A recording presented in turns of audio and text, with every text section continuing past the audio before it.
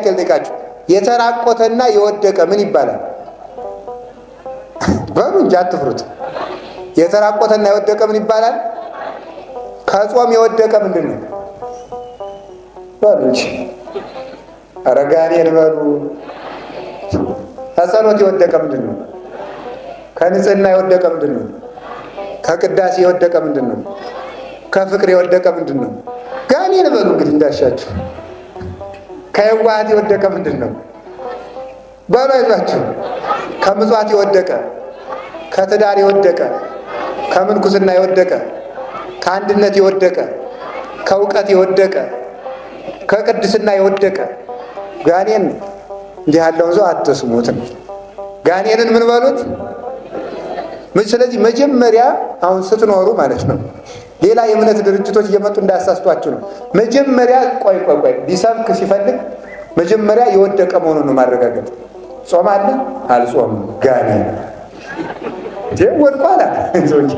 ወደቀ እኮ ጌታ እኮ እንዲህ ብሎ ነው የተናገረ፣ እንዲህ ብሎ ነው የተናገረ። በደንብ ስሙ። ማምላክ እንዲህ አለ በመጨረሻው ሰዓት አለ ወዘሂ ሀሎ ውስተናይ እይረር ታይተ ከሰገነት ላይ ያለ አለ በመጨረሻው ዘመን ኃጢአት ይበዛል አለ። ምን እናድርግ ብለናል? በዚያን ጊዜ በሰገነት ላይ ያለ ሰው አይውረዳል።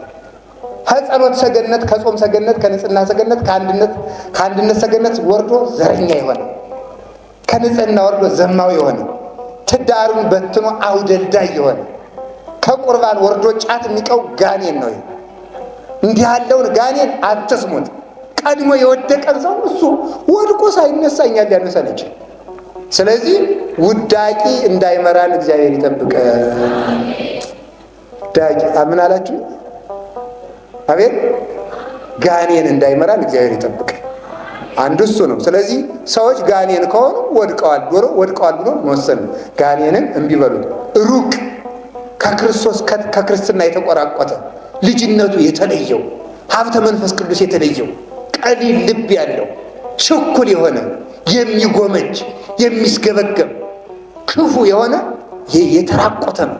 ጸጋ እግዚአብሔር በአፉ በአንደበቱ በሰውነቱ የሌለበት ቅባ መንፈስ ቅዱስ ያላደረበት እንዲህ ያለውን እምቢ በሉት ብሎ ይነገራል።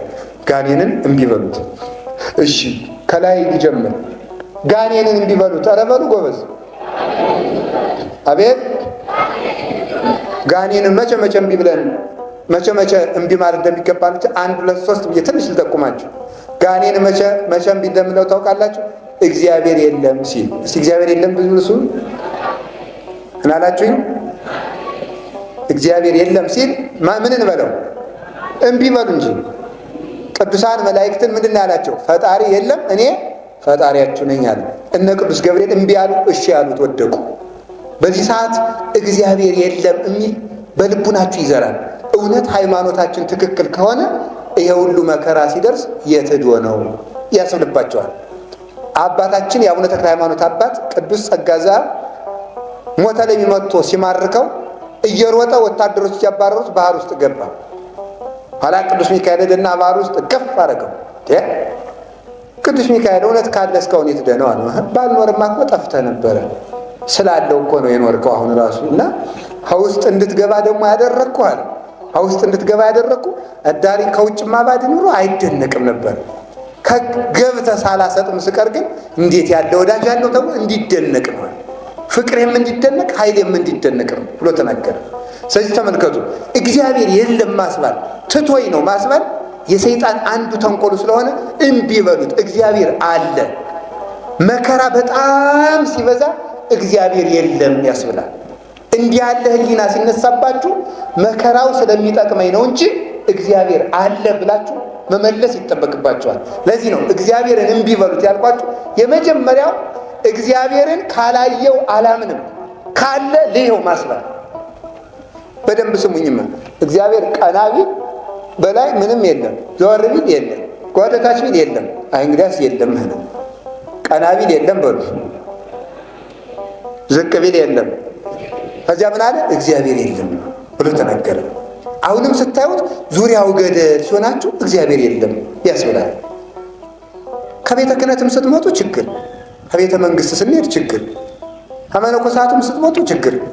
ከነ ቄሴም ስንሄድ ችግር፣ ከዲያቆኑ ስንሄድ ችግር፣ የትም የት ልግባ በሚባልበት ሰዓት እግዚአብሔር እንደው ካለማ እነገሬን ጠርጎ ጥሏል፣ እነገሬን ጠብቆ ቢፈርድ ምን አለ የሚያሳኝ ጊዜ ስለሆነ በዚህ ጊዜ እንዳንፈተን ሄድ ውዳቂ እርኩስ የረከስክ የወደቅ እግዚአብሔር አለ ስላለ ነው በሰላም ያደርኩት ስላለ ነው እኔ ራሴን አምጥቻለሁ እንዴ? እኔ ራሴን አልፈጠርኩት፣ ለራሴ አይን አልሰጠው፣ ጆሮ አልሰጠሁት፣ እግር አላበጀውለት፣ አላምቦለቦልኩት፣ ራሴን እንደ እንጨት አልጠረብኩት፣ እንደ ጭቃ አላምቦለቦልኩት። ማን አመጣኝ? እንግዲያ እግዚአብሔርማ አለ እንጂ ብሎ በክፉ ቀን እግዚአብሔር አለ ማለት በጣም ምርኩዝ ነው። እግዚአብሔር የለም ሲሉት ይሰወራል፣ አለ ሲሉት ይገለጣል። አለ ማለት የመጀመሪያው አንዱ ማስረጃ እሱ ነው። መከራ በመጣ ሰዓት እግዚአብሔር የለም ስለሚል ሕሊና በዚህ ሰዓት እግዚአብሔር አለ ማለት ሰይጣንን እንዲህ ማለት ነው ማለት ነው። ከቃሉ ጋር ናችሁ? እግዚአብሔር ከሁላችን ጋር ይሁን። ስላልታየ እግዚአብሔር የለም አይባልም። እግዚአብሔርን ካላየው አላምንም ማለት ጋኔንነት ነው። እግዚአብሔርን ስላላየው ጋኔን የለም ማለት። በዚህ ሰሞንም ታቦቱ እውነት እስኪ ትክክል ከሆነ እስኪ ታምር ያድርግ፣ እስቲ ቤተክርስቲያን የሚያቃጥሉትን ይቅሰፋቸው፣ እስቲ ክርስቲያን የሚያርዱትን ያጥፋቸው የምትል ከሆነ አንተ ጋኔን ነው ማለት ነው። ጋኔን እግዚአብሔርን ካላየሁት አላምንም እንዳለ ታምር ካላየው አላምንም የሚል ትውልድ እሱ ጋኔን ነው ማለት ነው። እግዚአብሔር ታምር እንዲያደርግላችሁ ፈጽሞ በህልም እንድታዩት አትፈልጉ። እግዚአብሔር አለ የምንለውም ቀጥሎ ደግሞ አመጣዋለሁ የምንፈልገውን ነገር ሲያሳካልን መሆን የለበትም። የምንፈልገውን ነገር ሲያሳጣንም እግዚአብሔር አለ። መሰወሩም ለጥቅማችን ነው፣ መገለጡም ለጥቅማችን ነው። ዝምታውም ጥቅማችን ነው፣ ንግግሩም ጥቅማችን ነው። እግዚአብሔር አለ። ባይናገርም እግዚአብሔር ተናግሯል። ዝም ቢልም ዝም ተናግሯል። ቢሰጥም ሰጥቷል፣ ባይሰጥም ሰጥቷል። ያረምም ተመልከቱ አይደል ያለ ከመዘይ ሰም ይጎነዲ ከመዘይሁ አይደል እንደማይሰማ ዝም ይላል፣ እንደማይሰጥ ይዘገያል ይላል እግዚአብሔር። እንደዛ ስለምን መዘግየቱ ሰልችቶን እንዳንወጣ እግዚአብሔር ስላላየ ነው የለም አይባልም። እግዚአብሔር ሳይታይ ይኖራል። እግዚአብሔር ተመልከቱ ስንወደው እንጂ ሲወደን ማየት የለብንም እኮ። እግዚአብሔር ነገ ማክሰኞ ነው አይደል? ሰኞ ነው። በማክሰኞ ምስጋና ላይ ካህኑ ሊጦን ላይ ትሬኢ ወይታስተርኢ ይልና መሐሪ ነጽር ወተመየጠን ይለዋል። ትሬኢ ወይታስተርኢ ትታያለህ ትይለን ትሬኢ ታያለህ፣ ግን ስታይ አትታይም። ትሬኢ ትጠብቃለህ፣ ወይታስተርኢ ስትጠብቅ ግን አትታይም ይላል። ትጠብቃለህ ስትጠብቅ ግን አትታይም። ሰዎች ስለዚህ ስትጠብቃቸው ስለማያዩ የለም ይሉሃል። ታየናለ አለ። ተመልከቱ ስታይ ስለማትታይ ግን የሌለህ መስሎን ኃጢአት እንሰራለን። እግዚአብሔር የሌለ ያስመስለናል። እሱ ስለዚህ እየጠበቀን የማይጠብቀን፣ እያበላን የማያበላን፣ እያኖረን ያላኖረን፣ እየጠቀመን ያልጠቀመን፣ እየሰጠን ያልሰጠን ማስመሰል የሰይጣን አንዱ ተንኮሉ ስለሆነ እንዲህ ያለ ሕሊና ሲያመጣ ሰይጣንን እምቢ በሉት፣ እግዚአብሔርን እሺ በሉት። ጌታዬ ሳላይህ የፈጠርከኝ፣ ሳላይህ የምትጠብቀኝ፣ ሳላይህ የምታኖረኝ፣ ሳልወድህ የወደድከኝ፣ ሳልመርጥህ የመረጥከኝ ብላችሁ ውደዱት፣ እሺ በሉት ማለት እሱ ነው። እንዲህ ብለን ለሐሳቡ እንድንታዘዝ እግዚአብሔር ይርዳል። ሁለተኛ ሰይጣንን እምቢ በሉት አይደለም ጋኔን። ሁለተኛ ደግሞ ምን ያደርጋል መሰላችሁ? ያለንን ብዙ ነገር ሰውሮ የሌለንን አንድ ነገር ያሳያል። ይህ የሰይጣን በጣም ኃይለኛ ተንኮሉ ነው። እስኪ በሉ ምዕመናን አይዟችሁ፣ ያለንን በሉ ብዙ ነገር ሰውሮ የሌለንን አንድ ነገር ያሳያል። በዚያ ያማረናል። ለምሳሌ የገነቷን ብቻ ማንሳት ጥሩ ነው። ለአዳም የብርሃን ልብስ አለው፣ የሕይወት ምግብ አለው፣ የብርሃን ሀገር አለው፣ ማር፣ ወተት፣ ወይን፣ ዘይት የሚያፈሱ 4 ወንዞች አሉ። የመላእክት ዝምድና አለው። የገነት እጽዋት በሙሉ የእሱ ናቸው። አንድ እንጨት ግን በለስ ነበረች።